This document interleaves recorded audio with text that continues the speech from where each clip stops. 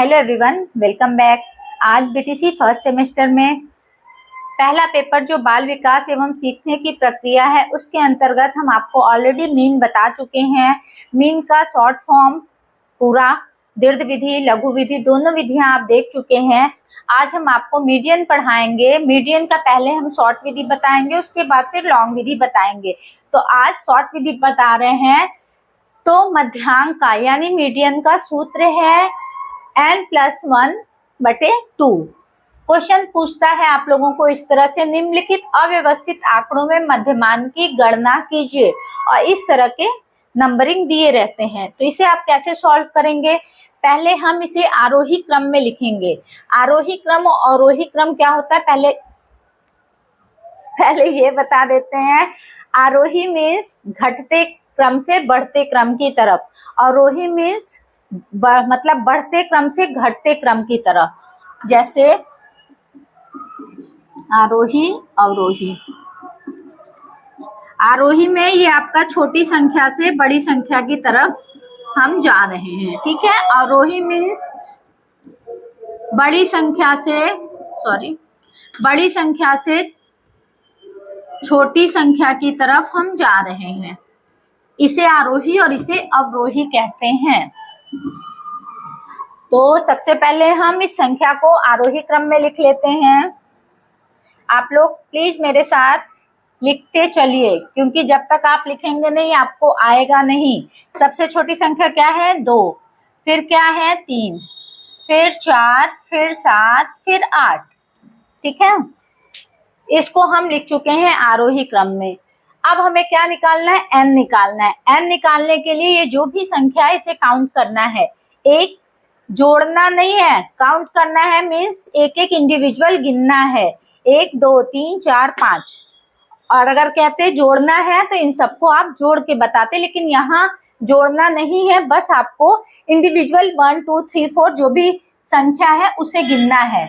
तो 1 2 3 4 5 संख्या है। तो सबसे पहले इस सूत्र को के अकॉर्डिंग हम रख लेते हैं। तो मध्यांक बराबर क्या था? ये मेरा 5, 1 2 3 4 5, 5 + 1/2। 5 1 6 हुआ, तो 6/2 आया। क्या हम आपको इससे पहले बताए थे? आप मेरी वीडियो देखेंगे तो आपको स्टेप बाय स्टेप हर चीज समझ में आएगी। नहीं देखेंगे, अगर आप स्किप कर करके बढ़ेंगे तो नहीं समझ में आएगा। नीचे वाली संख्या को ऊपर वाली संख्या से भाग देना बताए थे। तो 2 को 2 4 2 3 6, 3 बार गया, कट गया, ये आपका आया 3, ठीक है। अब मेरा मध्यांक क्या है वो देखेंगे। तो जो आरोही क्रम में हम संख्या रखे हैं उसका जो तीसरी संख्या है वो मेरा मध्यांक आएगा। तीसरी संख्या क्या है? पहली, दूसरी, तीसरी। तो आंसर क्या हुआ मेरा? आंसर मध्यांक बराबर 4। ये 4 मेरा आंसर निकल आया। बहुत ही इजी वे में आप इसे निकाल सकते हैं बगैर किसी टेंशन के। बीटीसी में अक्सर इस तरह के शॉर्ट क्वेश्चन ज्यादा देता है क्योंकि टाइम कम होता है, तो लॉन्ग क्वेश्चन कम देता है। फिर भी हम आपको दोनों प्रोसेस बता दिए कि बाई चांस अगर लॉन्ग दे रहा है तो आपको कोई प्रॉब्लम ना हो।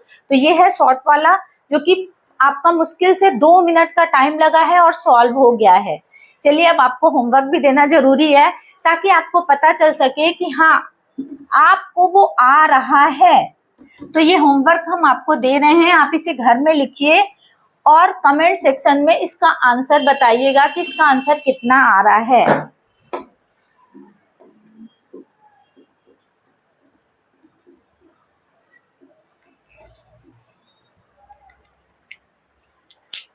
तो ये है होमवर्क आप लोगों का। इसका आंसर हम आपको नहीं बताएंगे। अगर हाँ आप लोगों को नहीं आ रहा है आंसर तो आप कमेंट बॉक्स में बताइएगा कि आप लोग को समझ में नहीं आ रहा है, हम दोबारा फिर इस पे वीडियो बना देंगे।